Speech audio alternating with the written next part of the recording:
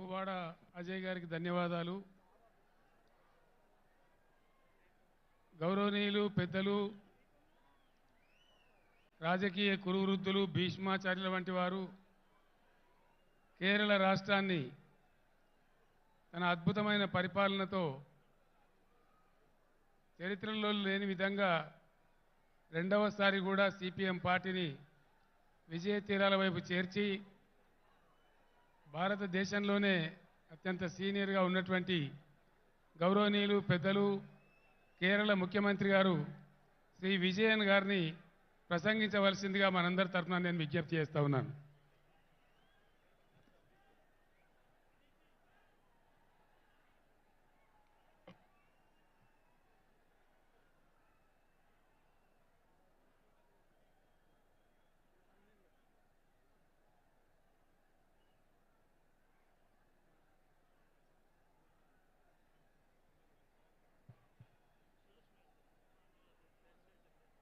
Dear sisters and brothers, this Mammoth rally is being held at a time when the basic tenets of our constitution are facing a series of threats from the people who are at the helm of affairs at the center. At the outset, I congratulate the Chief Minister of Telangana for taking the initiative to have this sort of a people's movement and to involve the like-minded CMs and leaders of various states in this great endeavor, meant for the future of the people of this country. On this very same day, a newly built collectorate for the district of Khammam and the second phase of Kandivaluk, the universal eye screening program organized by the state government of Telangana, have been inaugurated. This needs special mention because through them, at one stroke itself, the state government is improving governance as well as public services so as to better the lives of the people of Telangana. Let me state that Kerala and its people are with the state government of Telangana in all their pro-people initiatives. I have come to understand that decentralization of governance has been a hallmark of KCR Garu's administration. During the tenure of his government, collectorates have become state-of-the-art integrated district office complexes. All district departments are co-located in them for the convenience of people. And as far as the Kandivalak program goes, no such mass eye testing program has been conducted in the history of our country. Kandivalak means light for the eyes or a torchlight showing the path. Today, with this public meeting, we are showing the path forward for the nation. It is a matter of great pride to once again be here in Telangana, the land of people's struggles. It is the heroic struggle of the peasants of Telangana in the late 1940s which placed the issue of land reforms on the agenda of the country. Several such people's struggles taking up diverse issues were waged as part of our glorious national movement. It is subsequent to centuries-long such struggles that our country won its freedom from the colonizers. However, today we have a peculiar situation in which a political formation that was not part of our national freedom struggle is in power in the country. The followers of those who tendered unconditional apologies to the colonizers and promised to serve the imperial crown are at the helm of affairs today. They have been and remain antagonistic to the values of our anti-colonial struggle. Ideas such as secularism, democracy, federal structure, social justice, and equality were championed through it, and subsequently they were included in India's constitution so as to uphold the values championed by our freedom struggle. Since those in power now were not part of our collective struggles then, they do not know the values on which India has been built as a sovereign democratic republic. So, they seek to alter the basic structures on which our modern nation has been built, even as they call for celebrations such as Azadi Ka Amrit Mahotsav to commemorate the 75th anniversary of India's independence. Amidst the glam and glitter of these celebrations, they seek to undo the very foundations of our country, our democracy, and our constitution. Our constitution starts with the preamble in which we have enshrined the basic values that we uphold as Indians: sovereign, socialist, secular, democratic, republic, justice, liberty, equality, and fraternity. By signing various international defense agreements, they go against the concept of sovereignty. By allowing the concentration of wealth through consistent appeasement of corporates, they go against the concept of socialism. By seeking to replace parliamentary democracy with presidential form of governance, they go against the concept of democracy. By enacting laws which divide the people on communal lines, as in the case of the Citizenship Amendment Act, they thwart the concept of secularism. After the preamble comes part 1, in which we define India. It states, India, that is Bharat, shall be a union of states. The states are the basic units of India, our country. It is the union of states that creates India, our country. That is why India has a federal structure. Yet those in power think that we are a unitary state. We need to remember that their predecessors had promised to declare India as a unitary state in their manifesto published in the run-up to the 4th general election held in India in 1967. The union government is consciously trying to destroy the country's federal structure. Repeatedly, laws are being enacted by the parliament on subjects in the state list in the constitution, be it law and order, agriculture, cooperation, power, or so on. Bills that infringe upon the rights of the states are being enacted into laws, even without seeking the opinion of state governments. Even while entering into international agreements that affect the states, the union government does not inform state governments, let alone seek their consent. Slogans such as one nation, one tax, one nation, one uniform, one nation, one election are all attacks on federal structure. When states try to mobilize resources through additional alternative sources, the union intervenes and sabotages such moves. On the one hand, the right to avail loan is curbed, and on the other, the additional resources are sealed. Along with this, the funds that are made available to the state by the Constitution too are denied. Such attacks are most acute in the states that are ruled by governments that are opposed to the BJP RSS campaign ruling the union.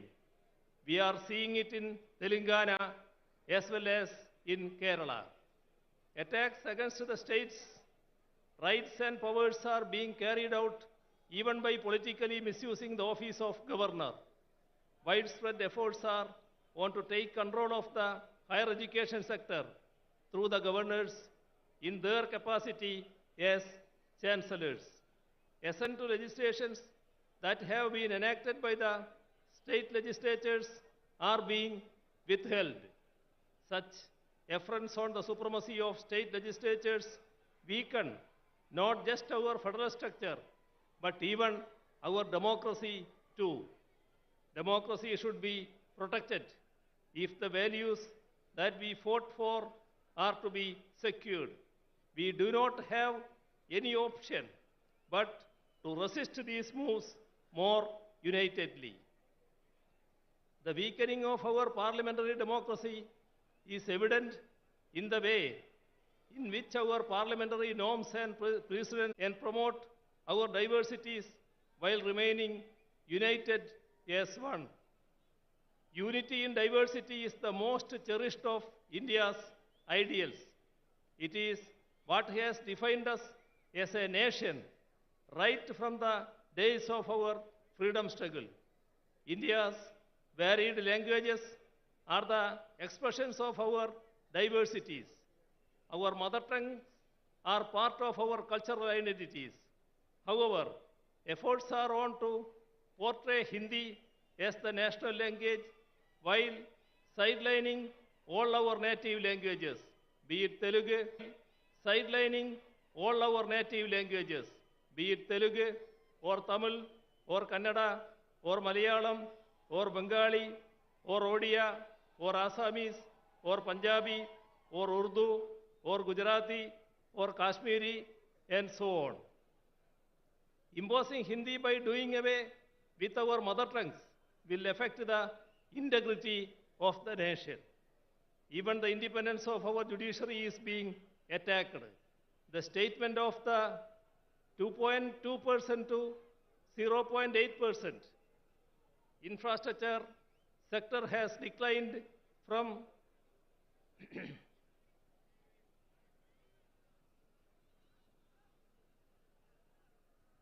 the statement of the law minister to the effect that the union government should have a decisive say in the appointment of judges goes to prove that the BJP government is hell-bent on destroying judicial autonomy and to subvert the judiciary into a nominated body of the union government. The Chief Justice himself has resisted the move, and it is commendable that the judiciary in general and the Supreme Court in particular have taken a firm stand, keeping the spirit of the independence of judiciary high. Not merely members of the union cabinet, but even the nominees are trying to meddle with the autonomy of the judiciary. Last week, the Vice President attacked the Supreme Court for striking down the NJSC Act of 2015. He even went on to say that he does not agree with the restriction imposed by the Supreme Court, which ensures that the Parliament cannot amend the basic structure of the Constitution. It is rather unfortunate that even the highest office, such as the Vice President, are making certain remarks that go against the Constitution and its spirit. India's identity as a democratic and secular country was molded in the fire of our anti-colonial struggle. The concept of India that is inclusive of different languages and cultures emerged during our national movement. Right now, these very characteristics of India are under a grave threat.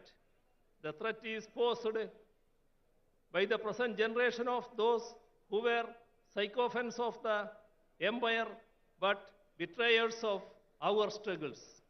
It was those betrayers who murdered the father of our nation. Gandhiji, a practicing Hindu, was killed by the proponents of Hindutva. That is ample proof that Hindutva is not the same as or even related to Hinduism. The religion resorting to Hindutva efforts are on to create communal polarization in the country. By creating polarization, a last-ditch effort is being made to diffuse the public anger against the misplaced policies of the union government. The fallout of such anti-people policies are there all around us. Public sector enterprises, which are the wealth of the nation, are being sold off. In the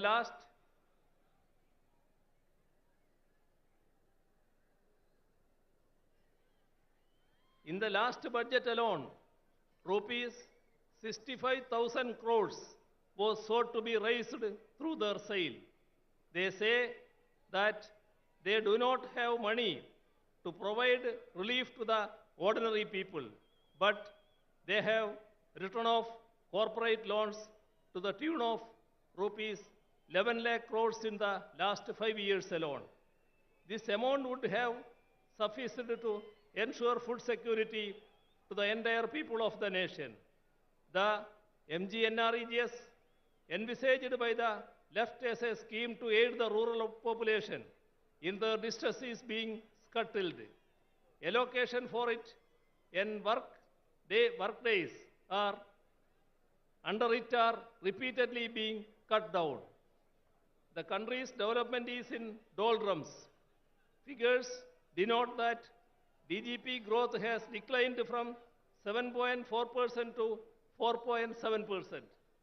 Industrial growth has plummeted from 2.2% to 0.8%. Infrastructure sector has declined from 19.4% to 9.8%. With regard to foreign exchange reserves too, the country is headed for trouble.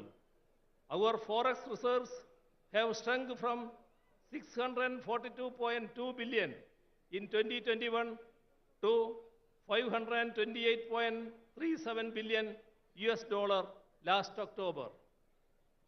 The constant rise of petroleum prices has pushed the people's lives into misery. All this has made life extremely difficult. Price rise is as high as 39%. Even amidst such dire circumstances, welfare measures for the poor are being denied. Atrocities are being committed against minorities, women, SCs, and STs.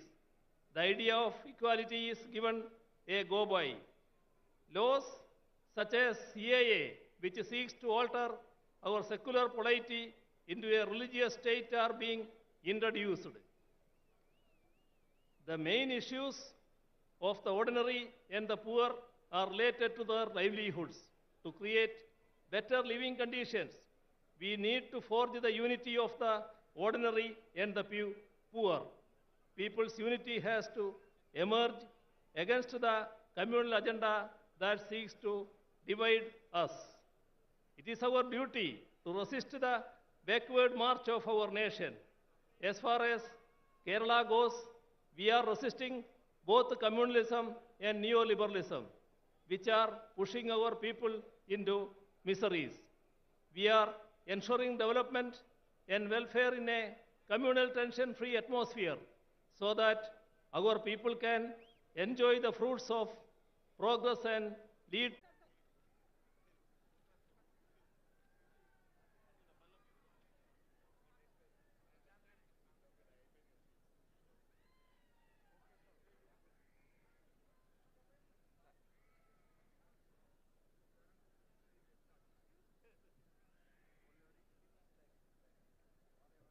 ఇప్పుడు మనము ఎర్ర జెండా నాయకుల ఉపన్యాసం విన్నాం. ఎర్ర టోపీ పెట్టుకునేటువంటి party భారతదేశంలోనే చాలా పెద్ద రాష్ట్రానికి ప్రాతినిధ్యం వహించి ముఖ్యమంత్రిగా పనిచేసి ఇప్పుడు ప్రతిపక్ష నాయకునిగా పనిచేస్తున్నటువంటి ఉత్తరప్రదేశ్ మాజీ ముఖ్యమంత్రి సమాజ్వాదీ పార్టీ అధ్యక్షులు మన తెలంగాణకు అత్యంత